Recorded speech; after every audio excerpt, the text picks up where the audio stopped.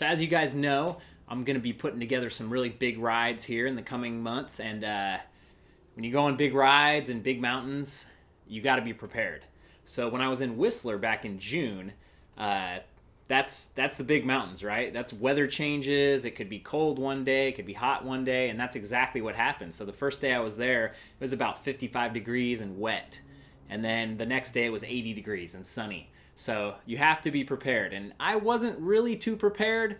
I actually don't have a rain jacket. And all the guys that I was riding with that day were super prepared. They were legit. They had all the nice rain jacket gear stuff.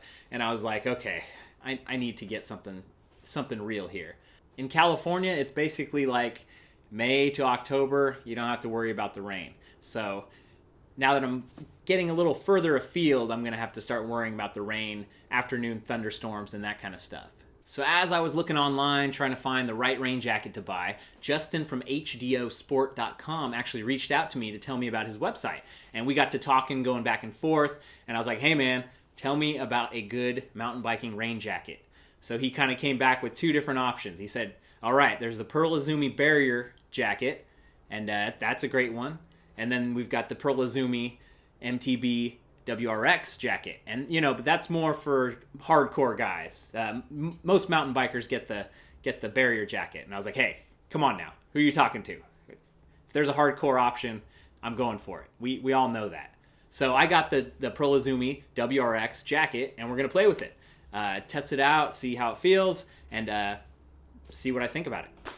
So here it is. I just took it out of the bag a second ago, and first impression, very, very light, very thin. It's not waterproof, so it's a rain jacket. It's a barrier against wind and water, but it's not waterproof because it has vents under the armpits, and it has a vent in the hood. So it's not going to be 100% protection, but it will give you some measure of protection against the water. So I'm a medium size. And one of the features is that you can put on elbow pads, and they still fit. And I don't have any elbow pads, so I can't show it off. But FYI.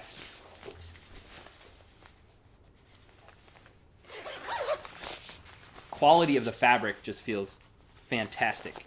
It feels like you can really pack this thing down nice and tight. A few of the reviews that I looked at before I actually bought the jacket were talking about this little detail here, where the snap comes right up to your neck and really creates a nice barrier from water getting in. It's a little warm in the garage to have the jacket on. So let's do the helmet test. This is my Fox helmet. About normal size for any kind of helmet.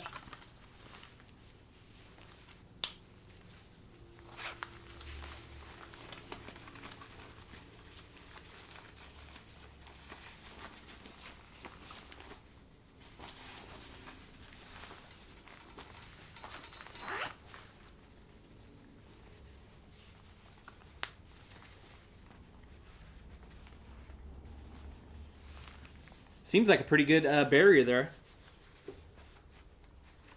Could go full over the visor and nice. Get this thing off before I drench myself in sweat. Here's a look at the interior of the fabric. Hard to tell on a video, of course, but that's what it looks like.